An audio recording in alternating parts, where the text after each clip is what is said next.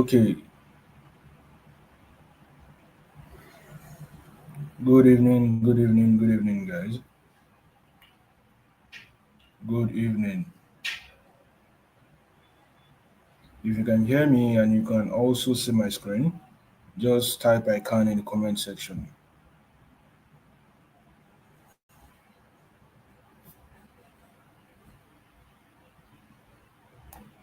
If you can hear me and you can also see my screen, just type I can in the comment section before we get started. Also, you can go to the group and basically type I can so every other person know that we are live. We are currently live. So for those that have been waiting, they can basically join the live session right now.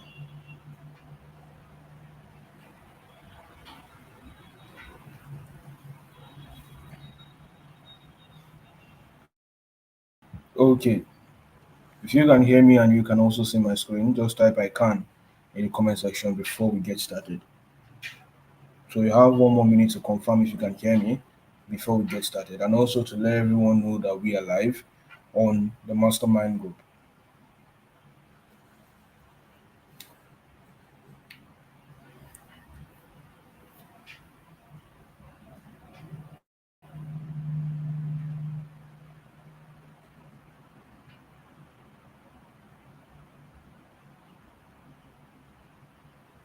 Okay, okay, great. So in our last class, we talked about creating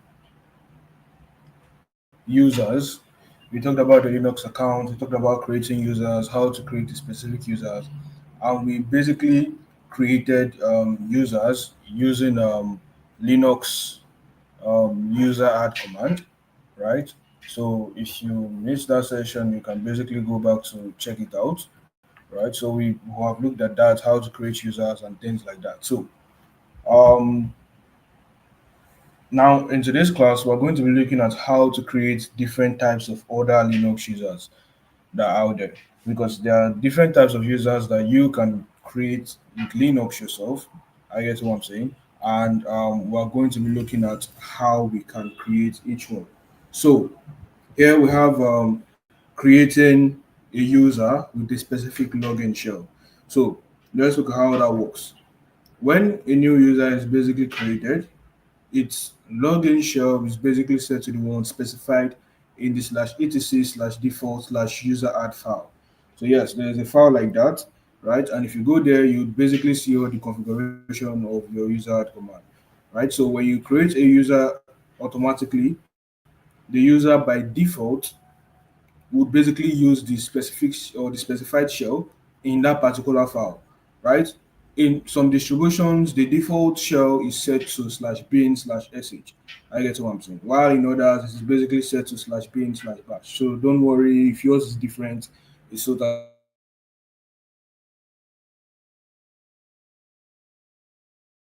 fine. Basically allow shell option allows you to specify the user login shell. So it allows you to specify what type of shell you want the user to have.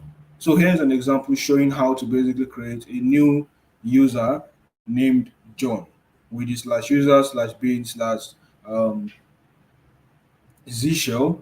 So you can create a login shell like this. So in this case, you pass in the command sudo user dash s, then you have a slash user slash bin slash z shell. So it can also be slash bash. If you want it to be slash bash, then you pass in the name of the user you want to create, which in this case is John. So we can now check the user entry in the slash etc slash pass wd file. So remember we said every single time you create a new user, the user is always going to be present, or the details of the user is going to be present in the slash etc slash pass wd. I get what I'm saying. So this is basically the output you get from running this command. So in this output, you can see John, you can see X, you can see the user ID, you can see the group ID, and you can also see the shell of this particular user. Now, this is just one way or one type of user that we can create. Now we want to look at another type of user that we can create. So we also have creating a user with a custom um, comment, right? We can create a user with a custom comment, meaning that we can attach a comment to a user, probably with we want to basically let everyone know that this particular user is for a particular purpose. So the user's full name or contact information can be added as a comment. So that's just how this works. The user's full name or the contact information, probably how to reach out to this user and things like that, can be added as a comment. So how do we do this? To add a short description for the new user, right? You pass in the dash C option, which also stands for the comment option.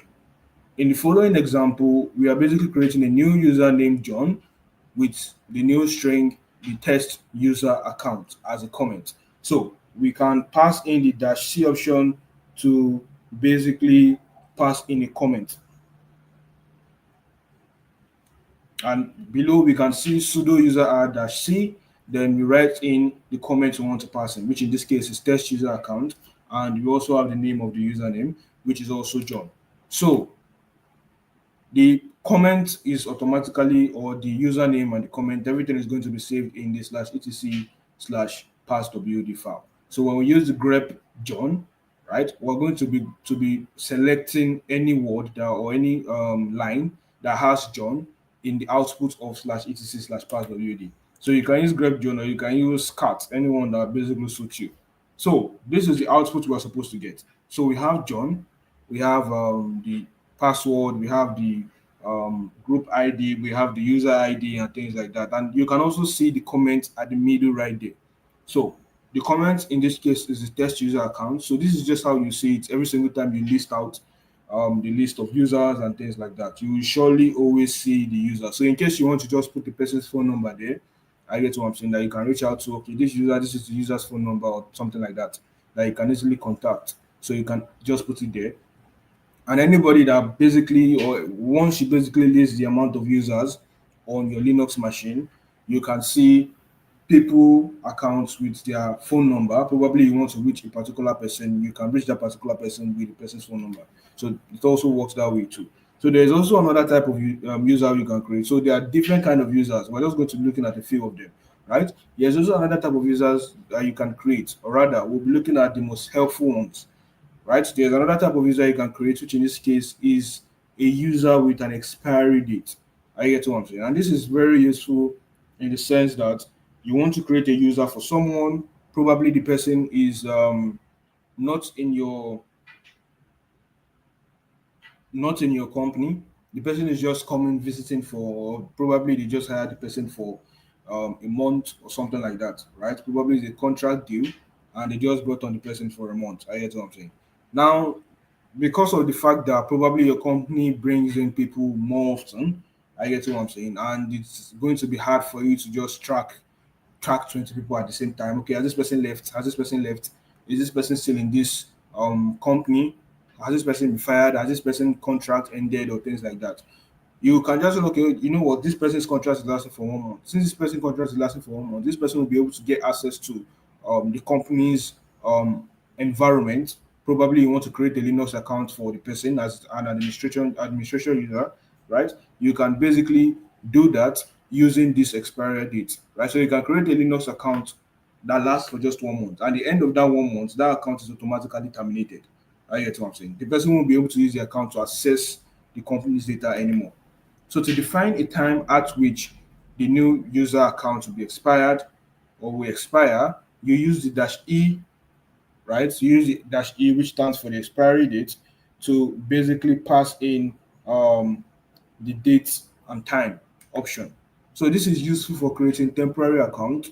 The date must be specified using the year, month, and day command or day format. For example, to create a new user account named John with an expiry time, right? You can set to January 22nd, 2025, right? You would basically run this particular command. So this is just exactly how it is being set. So you have the sudo user add and the dash e, you have the 2025, you have the month, and you have the day of when you want this particular user to lose access. I get what I'm saying. Then you pass in the username of that particular user. So this is just how you can create a user with the date and the time command, or with the expiry command. So you use the charge command to basically verify the user's account expiry date. So with the charge command, we have the sudo and we have charge and we have the dash L option and we also have the user, which in this case is John.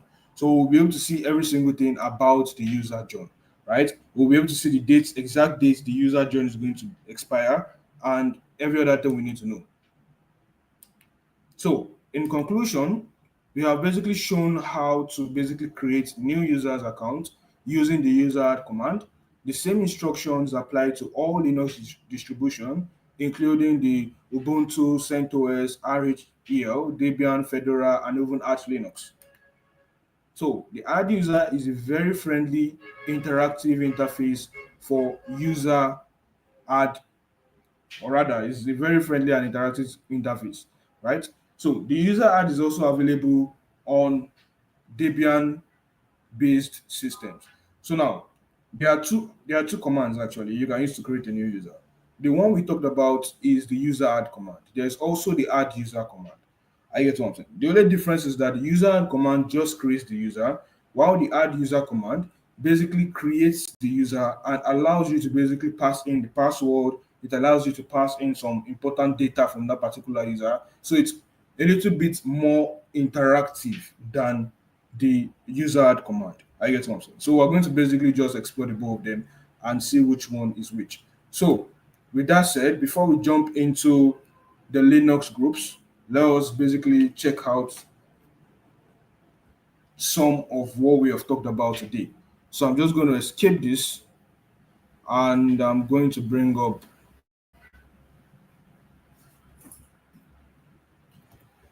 Bash. Okay.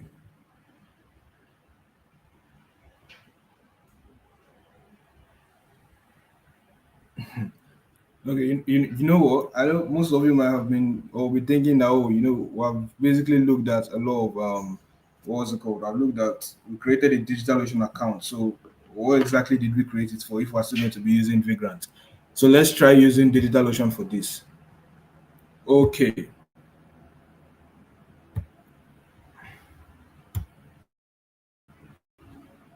let's try using DigitalOcean for this. So we'll just basically open a DigitalOcean account.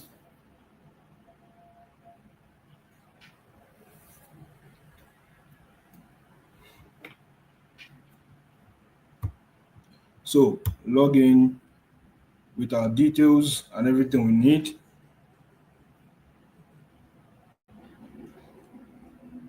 So sign in with Google. So if you have your own Google account, so you can also do the same thing. You can sign in with Google. Okay, so we are here. We have everything. Our first project. We go to the droplet section to create a new machine. So create a droplet, and we pass in Frankfurt because Frankfurt is what we want to use. It's faster in Frankfurt, it's faster in London than anywhere else. Also, we want to use our snapshot that we already created a long time ago. So if you don't have a snapshot, then no problem. You can use or you can just create a new machine using the OS section. Choose the OS you want to basically go for. Right. So in this case, I'm just going to use my snapshot and we have everything configured for us. All we just need to do is pass in our password. So um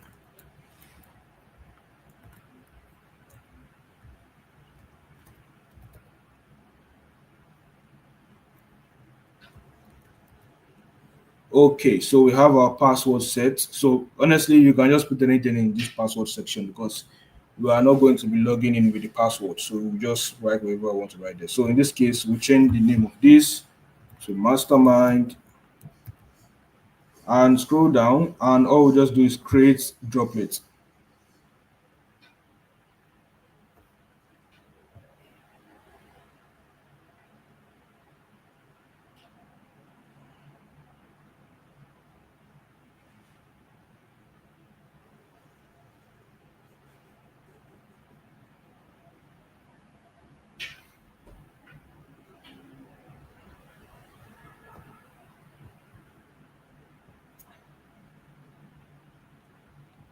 Okay, so when we open or when we click on the mastermind section, we should be able to see droplet has been created.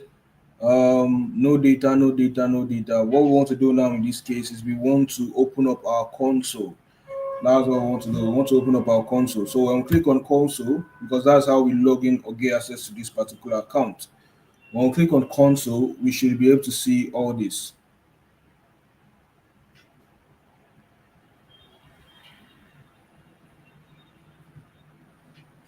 And we have our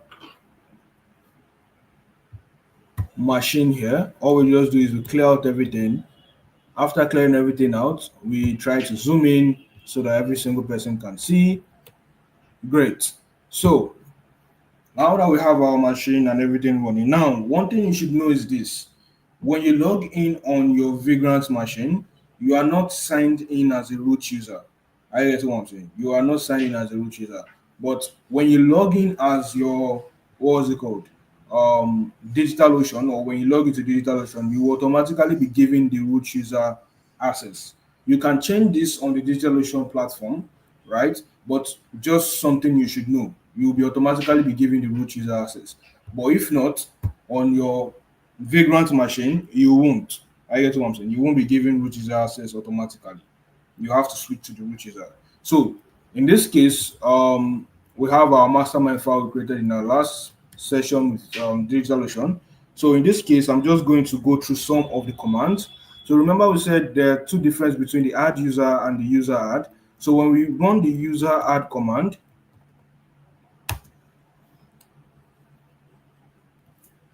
okay, so let's use sudo user add and John.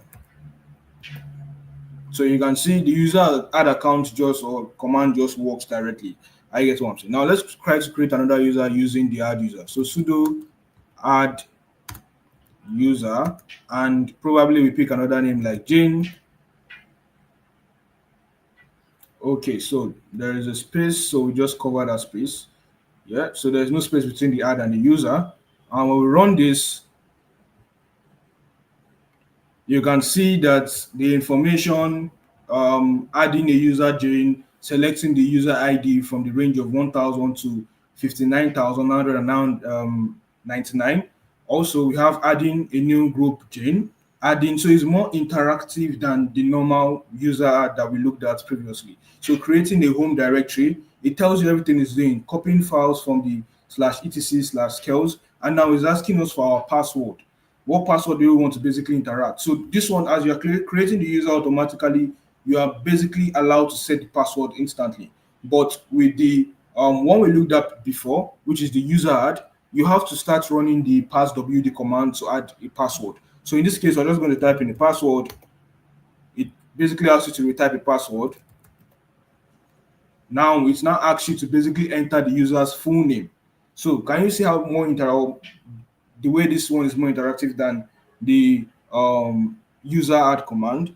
So we can type in the full name if we want to. Jane is going to ask us for the room number. If there's a new room number, there's none, so we're just going to click enter to skip this. It's also going to ask us for the work phone of this particular user.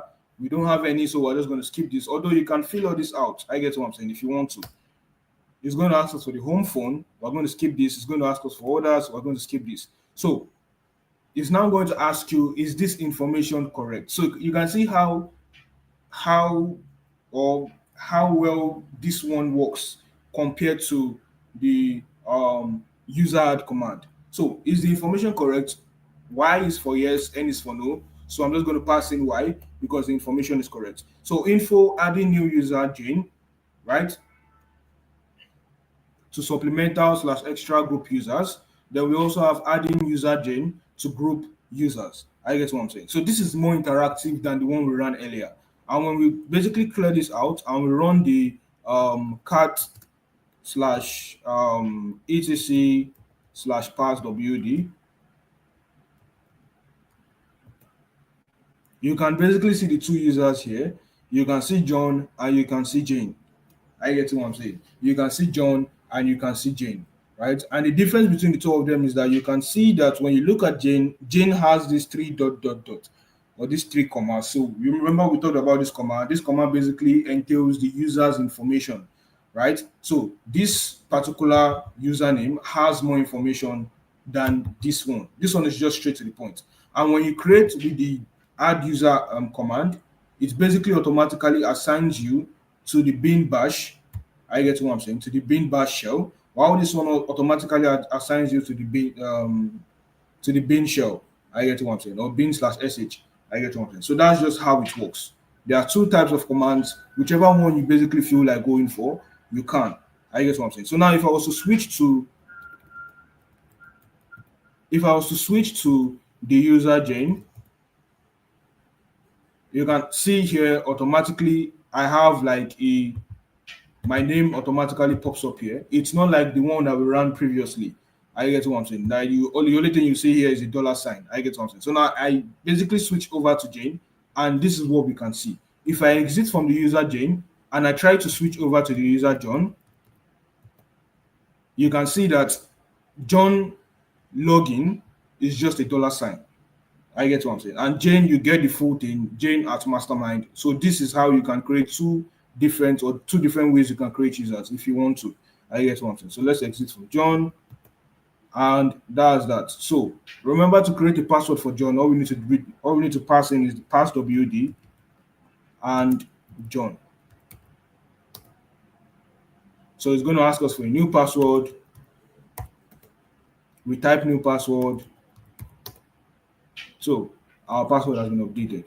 So we have this, and that's exactly how you create the two types of users. So now, when we look deeply into some of the examples we looked at, right, how to create a user with the comments, how to create a user with an expiry date, and things like that. So let's look at the first one on how to create a user with the comment. So we use the user add command. So when we run the sudo user add, we're basically going to pass in the -c option, and we're going to pass in our comment, right? So the comment can say this user is of the mastermind. So basically this is our comment. So yes, it's long or no, and we can create the user called mastermind. So when we click on enter, this user is automatically going to be created.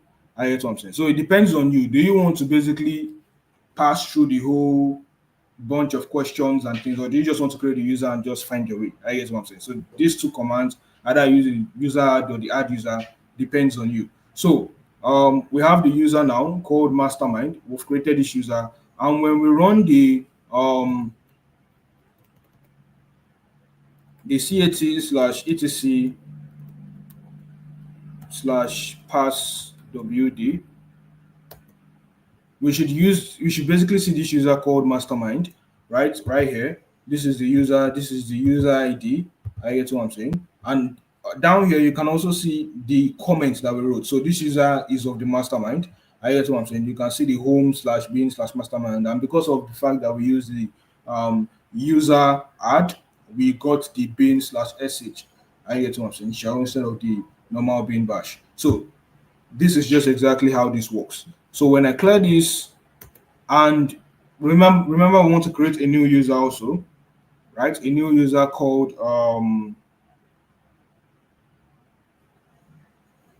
or a new user rather with the expiry date.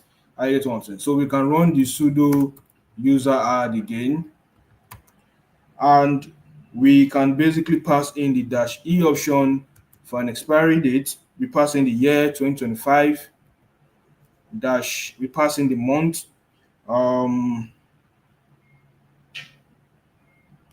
which is today, 04, and we pass in the date, which is 30th. So we want the user to expire today, and we pass in the name of the user. Maybe we call this user April. Great. So to see the expiry command, all we need to do is just run the sudo then -l, and we pass in the name of our user, which is April. Okay, so we can see every single thing here. So let me try to zoom out a bit. Okay. Okay, so now you can see right here, we can see the last password change. When last the password was changed. Um, so you can see when the account actually expires, which is April 30th, 2025, and things like that. I get what I'm saying. So that's just the basics of how we can create different types of users on Linux.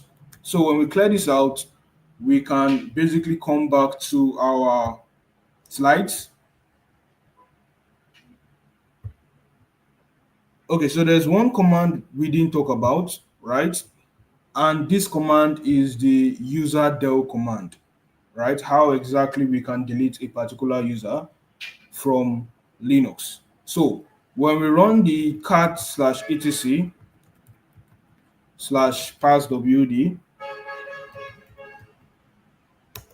we can see all these users that we've created. So what if we want to delete a particular user?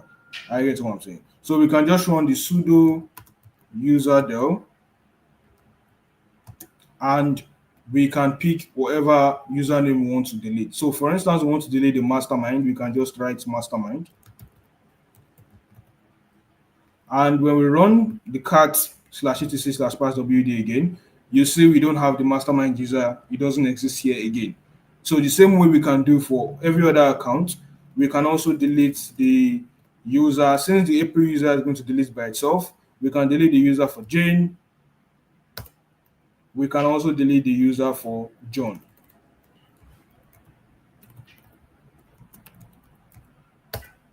And when we run our slash etc slash passwd again, the only user you're going to see here is April.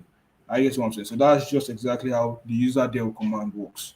So we can basically hop back to our slides and talk about the Linux groups. We can hop back to our slides and talk about the Linux groups. So Linux groups, what exactly are groups in Linux? How does it work? Right? Is it any different from the Linux user? So ideally, you know what a user is, you know what a group is. You know a group is a combination of um, different users. I get what I'm saying, and a user is just a single user. So what exactly are Linux groups? Imagine your Linux system as a giant company building again. You already know that users are the employee, right? And but now, how do we exactly organize employees in departments so that they can basically share files, collaborate, and manage resources together? That's exactly where the Linux groups comes in. So a group in Linux is simply a collection of users who share the same permissions to files, directories, or system resources. So why exactly do we need groups in Linux? Without groups, you would basically have to set file permission user by user. I guess what I'm saying. You can set each file permission for probably over 2,000 users or 1,000 users, and you imagine the kind of nightmare that is. I get what I'm saying. So every single time a new user joins the company, you have to set the permission for the user, and probably, oh, you know what, this user has been fired, and things like that, or probably the users are dynamic. I get what I'm saying. They change from now, right? Every now and then. The users' permissions always change every now and so every single time you're editing 1,000 users, I get what I'm saying. The amount of stress and things like that. So your groups basically allow you to organize users by roles. So you can create a new group for developers, create a new group for admins, create a new group for marketing. I get what I'm saying. And people that are in the development space, you can give them access or grant them the developers group. And the best part is, instead of now editing every single person that is a developer to what file they can access, what thing they can access in the Linux machine or in the company's machine or server. I guess what I'm saying. You can just limit every single person in the developers group to what they can access. And it doesn't matter, let them be 250, let them be 300, as long as each and every person in that group is in the group, right? They will be restricted to some things that you already set for people in the developers group. The same thing also works for the admin. The same thing also works for marketing group. I get what I'm saying. So the admin, you have people with high people that have the right or the authority to basically be in that particular group. For marketing, you have people that are in the marketing section to the marketing group. So now People that are in the marketing don't have any business with people that are in the developers. People that are in the admin or in the developers don't have any issues or any business with people that are in the admin section. So simplify permissions by granting access to a whole team instead of individuals. I guess what I'm saying. It's going to be simpler for you. So you can improve security by limiting sensitivity or sensitive operations to specific groups. I get what I'm saying. So for instance, in this case, now we have three different groups: the admin, marketing, and the developers. Now you know that okay, you know what? This particular group called the admin are people that have the right access to probably every single thing in the company. I get what I'm saying. So in this case, you add them to the admin group, and only them have access to this sensitive content, sensitive informations or operations. And every other person, basically, you cut them off from all these things. So you know that okay, it's only people in the admin section or in the admin group that can basically access it. So just think of it as a normal WhatsApp admin. I get what I'm saying. So you have a WhatsApp group, and they have different rules, probably two rules. I get what I'm saying. For WhatsApp, it's broken down into two rules, right? You have people in the admin section and you have people in the normal section. I get what I'm saying. So think of people in the admin section in like a different group. They all have different um, um, um, features, right, than the normal users. I get what I'm saying. They can add people to the group. They can block the group if they want to. They can remove people. They have access to all these things. I get what I'm saying. And people in the normal group don't have access to these things. So this is just the idea of how it works. I get what I'm saying. So here is a quick analogy. So groups are like clubs inside the building. We have the marketing club, we have the developers club, and we have the admin club. If you are in the market or if you're in a club, you automatically get access to the club room, equipment, and the perks. So how exactly do Linux groups work? So each user in Linux can belong to one primary group, belong to zero or more secondary groups, which in this case are supplementary groups. So let's basically break that down. What exactly are primary groups? Every file or directory a user creates is owned by their primary group. I guess what I'm saying. It's like your default department in the company. Do you get? So that's just exactly how it works. Example, if you are John, your primary group too might be John too. That's just how it works. If you create a new user called John, the user's primary group is going to be John too. So the secondary groups now. So these are extra groups you can basically join to get access to specific resources. Are you getting what I'm saying? There are extra groups you join to get access to specific resources. You can be part of multiple secondary groups for different purposes. I get what I'm saying. To basically get access to different commands and different access to different files or directories. I get what I'm saying. So, example, John could belong to the developers group. He could belong to the designer group. He could also belong to the Docker group and things like that. So, where exactly are group information stored? Linux basically stores all group data in a text file called /etc/group. Each line basically describes one group itself. So we have developers, you can see the group ID, you can see people in that particular group: John, Jane, and Alex. So in this case, the group name is developers. The group ID is 1002. The members in this group are John, Jane, and Alex. So the types of groups. There are two main types of groups, which in this case we have the system groups, which is created automatically for services and system processes. I get what I'm saying. These types of groups are created for system services and system processes, and they are all created automatically. Example is the SSH, daemon, www/data. They basically usually help the system manage background services securely. And we have the user groups.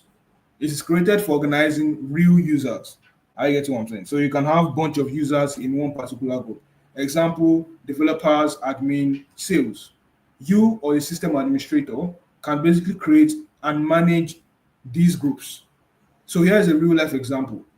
You have a project folder which is /project X, and only developers should be able to access this particular folder. Instead of manually allowing every single person or every single user, you can basically create a group called devs.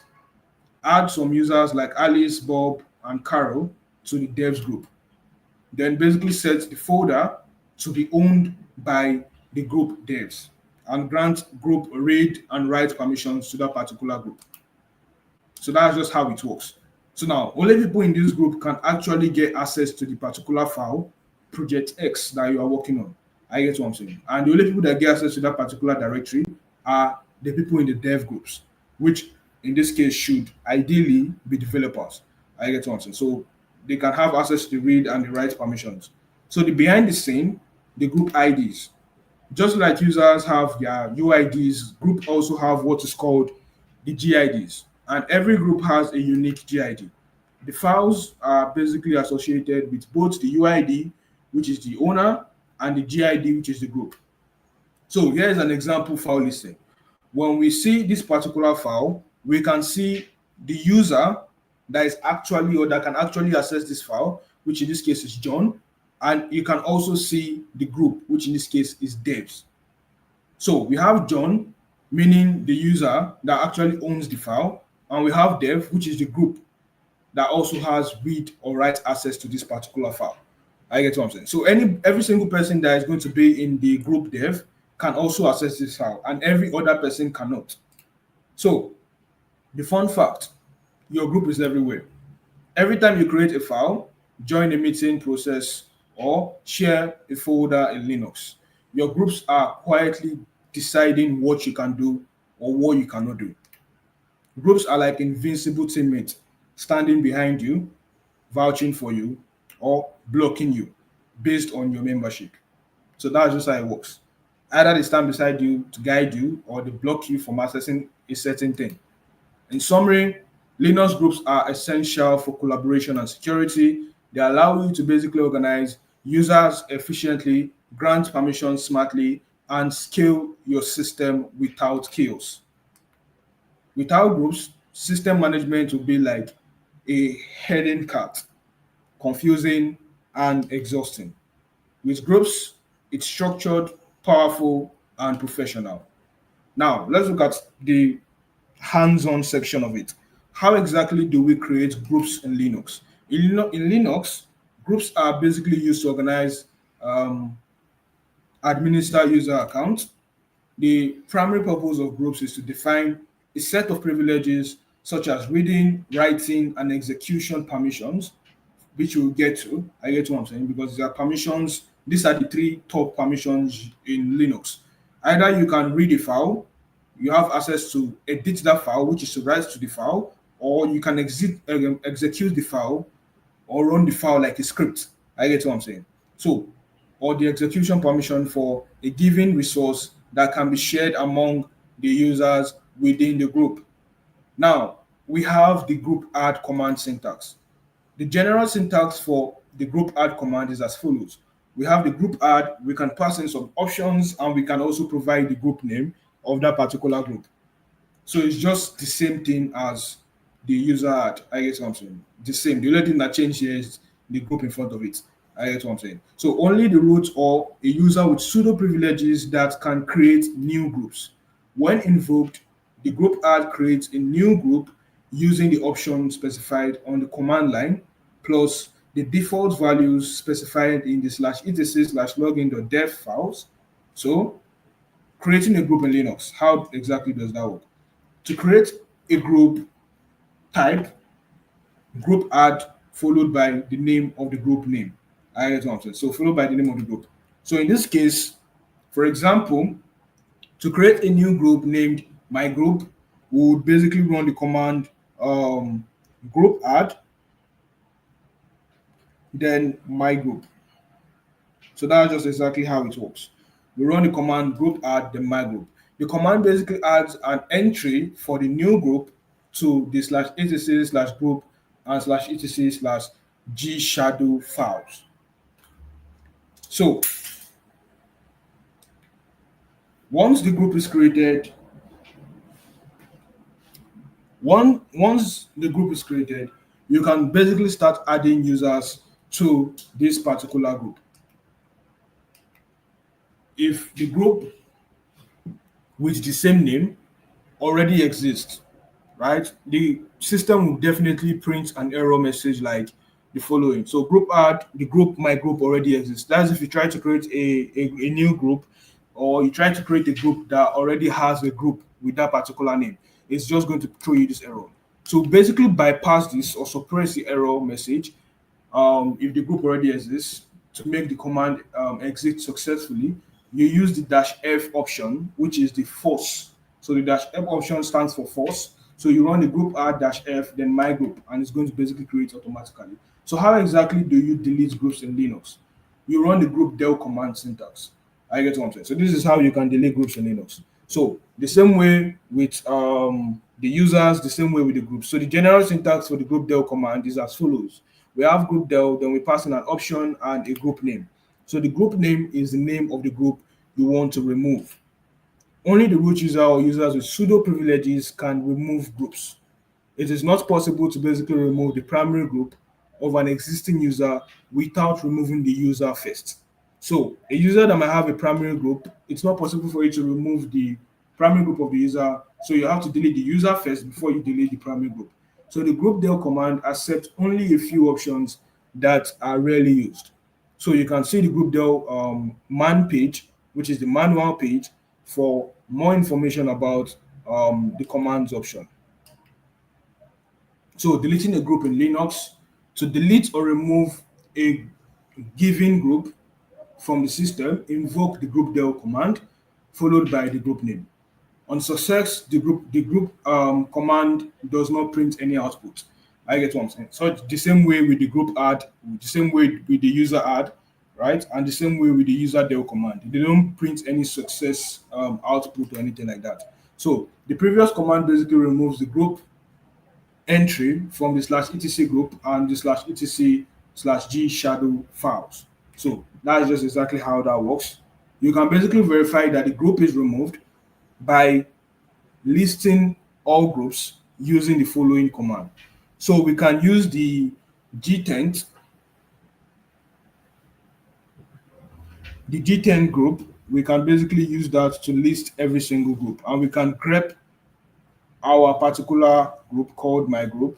So that's just exactly how it works, right? We can use the G10 group to list every single group that exists on our machine. And we can also use the grep command to basically pull a certain group that we're looking for. I get what I'm saying. So that's just how that works. So if the group you want to remove doesn't exist, the system will basically print an error message like the following. The group del group my group does not exist. I guess what I'm saying. So that's just how it works. So it's going to print out the error that the group does not exist. So in conclusion, in Linux, you can create and remove groups using the group add and group del command. The same illustration applied for any Linux distribution, including Ubuntu, CentOS, RHEL, Debian, Fedora, and Arch Linux, right? It all works for everything and Arch Linux. So, adding users to group in Linux. How exactly do we add users to a group in Linux? So now we've looked at how to create a new user, we've looked at how to create a new group. Now let's look at how we can add users to a particular group. So there are two types of groups in Linux or Linux operating system, like we talked before. The primary groups, I guess what I'm saying. So when a user creates a file, the files group is set to the user's primary group.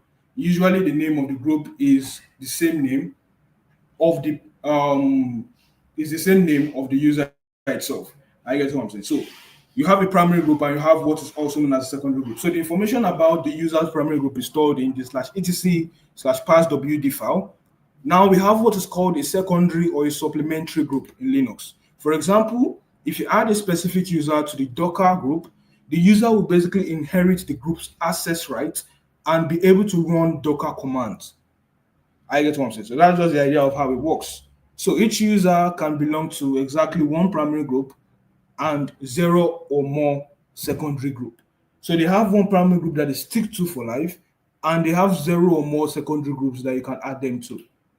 Only the root or users with pseudo privileges or pseudo access can access or can add a user to a group. So we'll keep repeating this. Remember, we said the pseudo user or people with the pseudo access or the root user rather is the most powerful user on your Linux machine. So only people with the root access, right, or with pseudo access can access or can basically add users to a group. So how exactly to add an existing user to a group? To add an existing user to a secondary group, use the user mod -a-g command following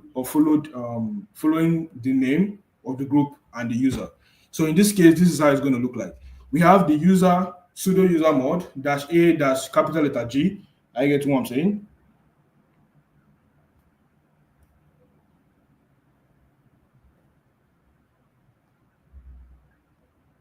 So we can basically combine that AG,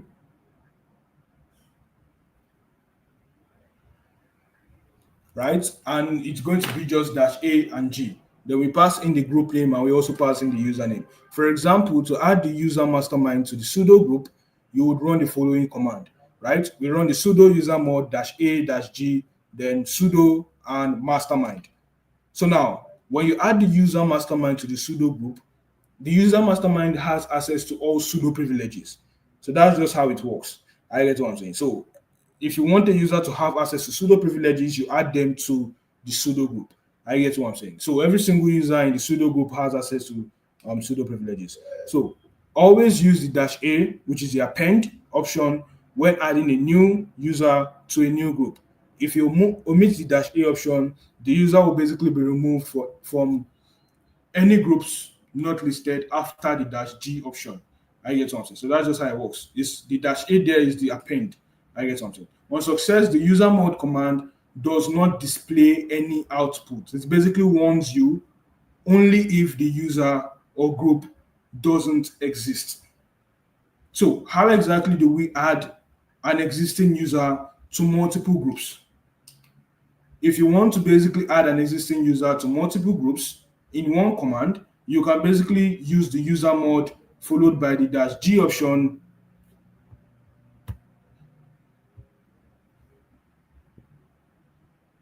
You can basically use the user mod followed by the -g option, um, name of the group separated by the comma. So give me a second, guys.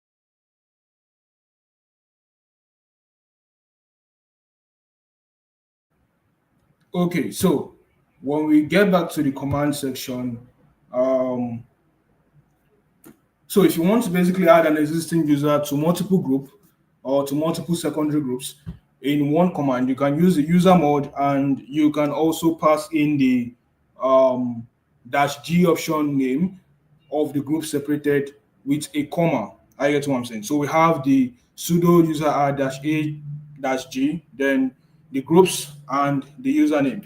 So how to exactly remove a user from a group. So we can also remove a user from a group. So to remove a user from a group with the gp or the gpasswd command with the -d option. So let's look at this up front. So in the following example, we are basically removing the username from the group name. So we can use the sudo. We're using the sudo gpass wd and the dash d, and we pass in the username and the group name. So this is when we want to remove a particular user from a group. So how to change a user's primary group? If we wanted to change a user's primary group, how do we go about it? I get what I'm saying. To change a user's primary group, use the user mod command followed by the G option. So to do this, we'll basically use the sudo and the user mod with the dash G option, the group name, and the username. So that's just exactly how that works. So in the following example, we are basically changing the primary group of the user mastermind to developer. So sudo user mod dash G, group name, and the username. So how exactly do you create a new user and assign groups to it? How exactly do you create a new user and assign group to it? So the following user command creates a new user named Nathan with the primary group user and the secondary group Will and the developers to it. So the command in question is going to be the sudo user add dash G. We pass in the users and we pass in the capital letter G. We pass in the other group that we want to basically create, and we pass in the name. So that's just exactly how it works, right? That's exactly how it works. So how do we display users, user groups? I get what I'm saying. So display the complete user information, including all the users or all the groups of which a user is a member, right? All we need to use is the ID username. When we pass in that command, the ID and the username, we are going to see every single thing we need to see about that particular user, right? If you omit the username, the command will print the information about the current logged in user. So let's check for the user mastermind. When we run for mastermind, from the output below, we can see that the primary group of the user is users and belongs to group will, storage, libvirt, docker, and kvm supplementary groups. So these are the supplementary groups it all belong to, right? And you use the group command to display the user supplementary groups. I get what I'm saying. So when we run the group mastermind, right, we can basically see everything.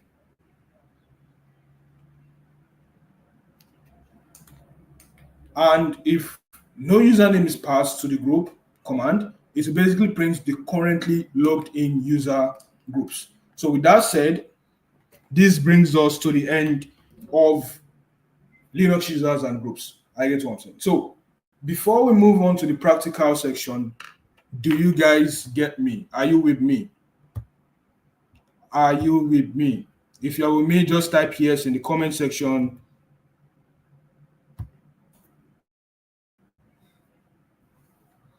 If you're with me, just type I am or yes in the comment section.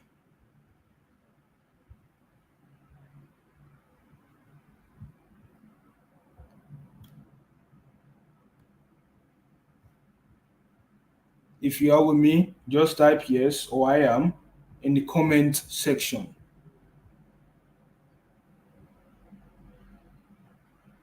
Great.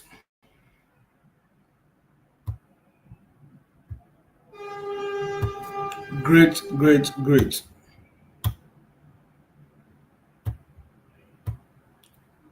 If you are with me, just type yes or I am in the comment section.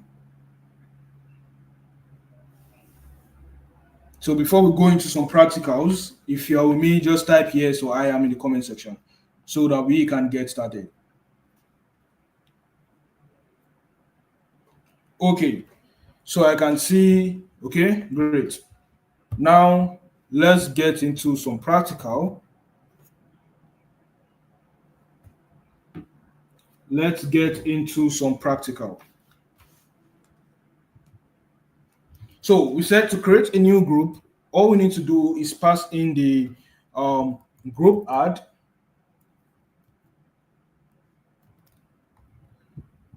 So we have to pass in sudo first. So we have sudo group add. So it's together. Don't forget that. And again, you don't have to cram these commands. Like I always tell you, you don't have to cram all the commands in Linux. I get what I'm saying.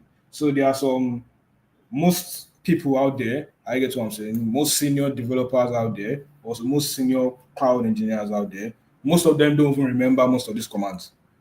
I can tell you that. I get what I'm saying. So you don't have to cram it. Do you get? Just know that there is a way you can create group and add users to group. So whenever you're faced with that challenge, Google is your best friend. You hop onto Google or you hop onto the documentation of this particular class and you can basically see every single thing you need to see. So to create a new user, we have the sudo group add, and we're also going to pass in the name of the group, which in this case is going to be, let's call the group class.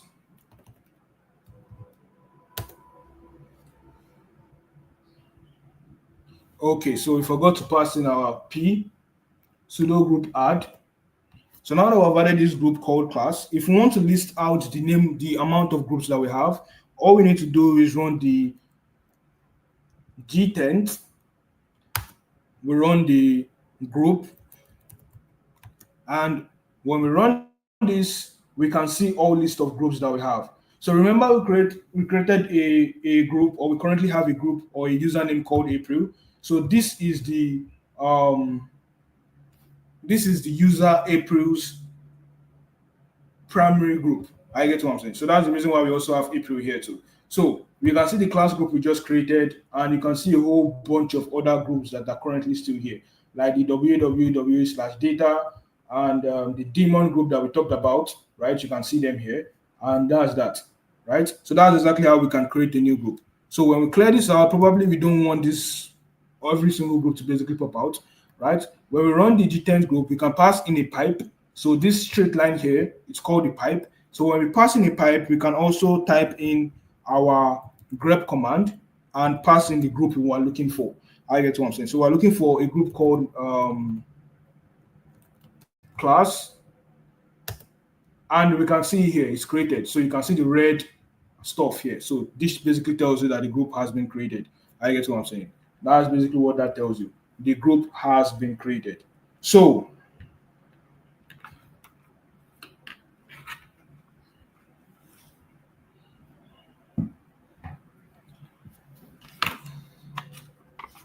what else did we look at? We saw exactly how to create a new user and probably add the user to some other groups. I get what I'm saying. So probably we want to create a new user. We can use the sudo user add command, and we can pass in the -g, the small letter g. We pass in the primary group. So this small letter g is for the primary group. I get what I'm saying. So whatever I want to name the primary group, users, and also we pass in the capital letter -g, and this capital letter -g is for the what's it called? Secondary groups. Yes. So we want to add it to the secondary groups called class. So we can just pass in class, and after that we pass in the name of this particular user. So we want to call this user, like the example, Nathan. Great. So when we basically run our cat/etc/passwd command, we should be able to see the Nathan here. So we can see Nathan, we can see the group ID and the user ID. So let's clear this. So we can't see enough, or we can't get enough information with this. So we use the ID and Nathan. And here you can see everything, right? The primary group of Nathan is supposed to be Nathan, but in this case, we made an edit to it and basically called the users.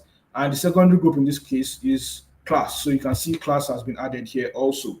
I get what I'm saying. So that's just exactly how this works. That's how you can create a user with the primary group and also with a secondary group.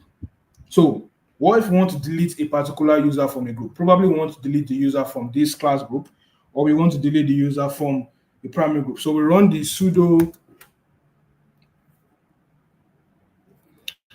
dpasswd, and we pass in the -d option, which is to delete, and we pass in the username and the group name. So in this case, username is Nathan, the group name is class. Removing user Nathan from group class. So basically, when we run the ID Nathan again, you can see that we do not have the class group here. So that's exactly how you can delete a user from a particular group. Okay, and with that said, we have seen how to okay, so how exactly do we now add an existing user to a new group? Probably we create a new group, which is the last example we're going to be looking at. We create a new group. What do we want to call this group? So we have the sudo group add, and probably we call the group example, right? We have a group called example. So how do we add an existing user? Probably we want to add the user Nathan to this group called example. We can run the command, the sudo user mod, right? So the user mod is user modification. So they just shut it down, right? And we have the -a with the capital letter G. I get what I'm saying. So you can put these two commands together rather than putting them like this. I get what I'm saying. So they can also be together too. So -ag, and we can also pass in the group name that we want to add the user to, which is example, and the username, which is Nathan. And whenever we do the ID Nathan again, you can see the group example has been added to this particular user, right? So that's just the idea of how it works. And remember, when you want to delete the user or we want to delete a particular group, we have the group del command, just exactly the same way as the user del. The group del, okay, don't forget to always pass in sudo. We pass in the group del and we pass in the name of the group. So we want to delete the class group, and boom, we have that. So when we run our cat or gtent and we pass in group, we can see every single thing. And as you can see, the class group has been deleted, and we can also see our example group that we created, and it has a user called Nathan assigned to this particular group. So if we basically added more users, the user would basically be assigned or be attached to this particular group. So with that said, this brings us to the end of our class. You can basically try this. Honestly, you don't learn this thing by just joining the live sessions or watching the recordings of the live sessions and things like that. You learn these things by actually practicing them. So like I said, there's a project coming up, right? But you need to basically do the little things first. I get what I'm saying, because the project is going to entail every single thing we have been talking about so far. I get what I'm saying. So you need to do the little things first. Try this, work on it, get your hands dirty, and I'll see you in the next class.